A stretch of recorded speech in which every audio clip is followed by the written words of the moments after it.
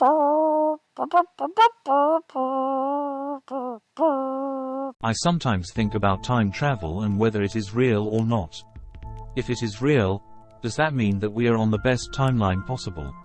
Surely, they could have done a better job.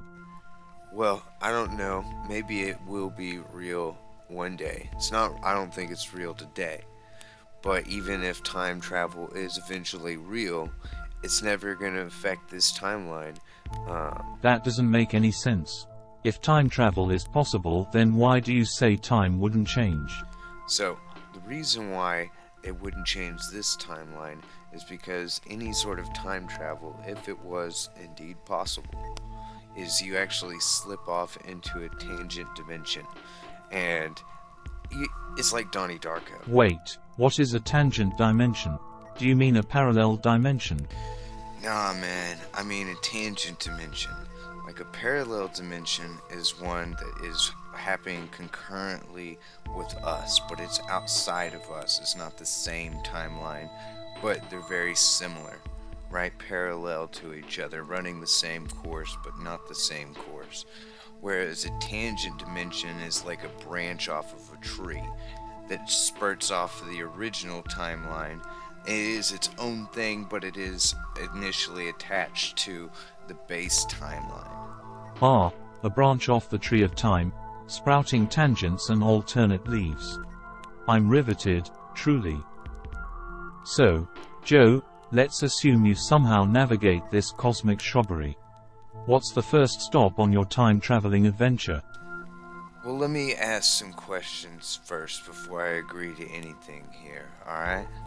So, does this time travel device of yours, does it take me just back in time, but I'm, like, wherever? We're gonna be right back here in Texas, and so I'm gonna be in the middle of a freaking prairie. Or can I also choose the time and space to appear in?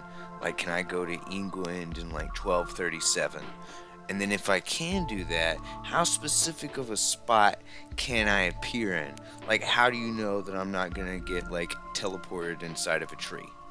Whoa whoa whoa, slow down there, cowboy. Your imagination is running wilder than your last girlfriend. So, here's the deal, Joe. Imagine your time travel device is like a GPS with a questionable sense of direction. You can pick the general coordinates like England in 1237, but it's about as accurate as a WW2 bomber. As for the tree conundrum, I can't guarantee you won't end up with a leafy roommate. It's a gamble, my friend, a real leap of faith. One could say, a leap into foliage. My suggestion is to aim for the bushes. Okay, cool. So obviously you've had enough people come back to know, like, the quirks of the system, like with using the little device. So I have another question before I start making my decision here. Will I have, like, some sort of translator device, right? Because, I doubt people are going to speak 2020 English, right? I mean, I know a little bit of Ebonics and a little bit of Spanish, but not enough to get me very far, right? And what if I go to, like, the 1600s or wherever? I doubt they speak the same kind of English. Will I have some sort of translator device? Will I be able to carry it around openly? My concern is about this. I feel like if I go back in time with some crazy technology and stuff, I'll end up getting burned at the stake, and, well, I don't think anybody wants that. Oh, for the love of paradoxes. Are we time traveling or playing 20 questions? Fine. You have magical translator and it won't be a fashion statement. You'll be like an undercover agent, discreet and incognito. No need to parade it around like a time-traveling billboard. So, are you satisfied with the tech specs? Or should I prepare a manual for you? Now, where are we off to? Hey man, I'm just trying to cover my bases here. And so, I'm going to assume, for the sake of argument, that since the translator device of yours is magical, that people will hear me speak in their native language and, like, accent and stuff.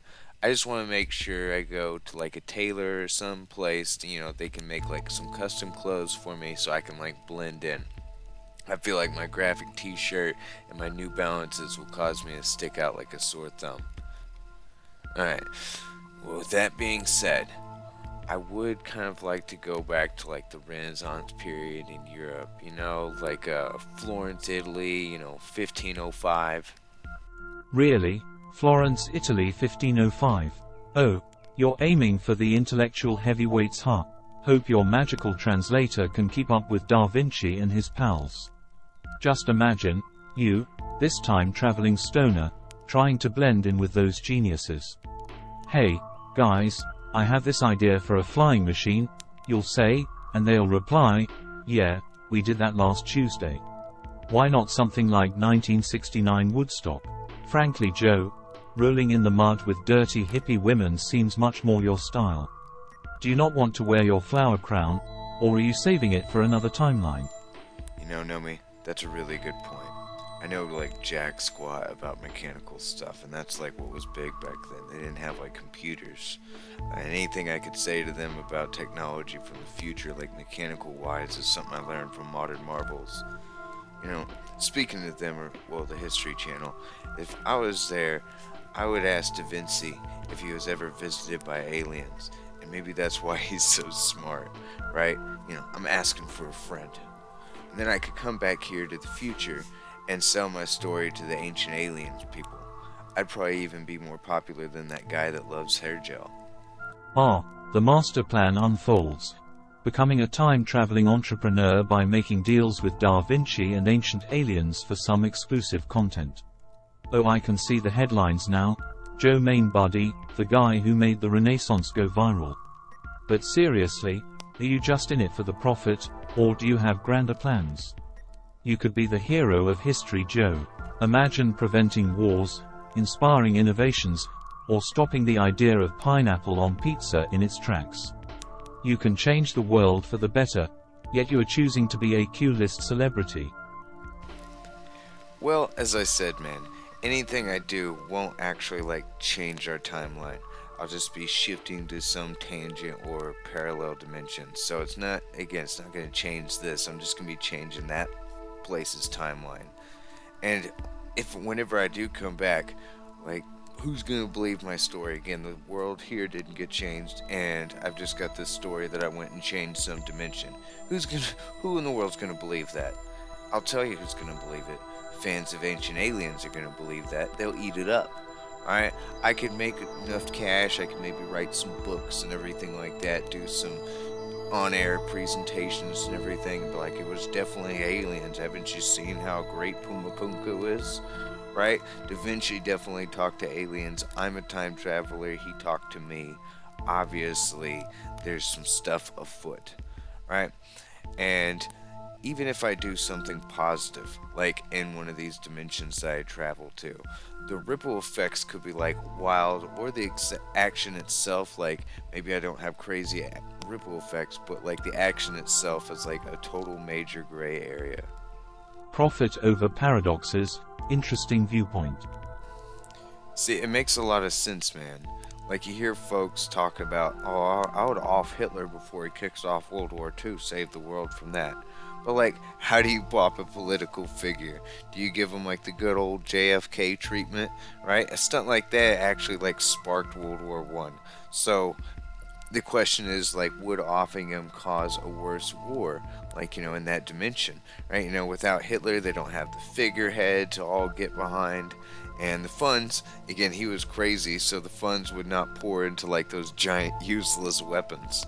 And so, again, maybe they could have actually been more focused and not been so crazy, and maybe things would have gone a lot actually worse, right?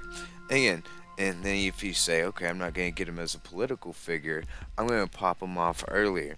Now, you're just basically hunting some kid, whether you get him as a kid or you get him as an art student and everything. You're just hunting down some kid for what he did in your dimension and what he's probably going to do in this dimension, but we don't actually know yet.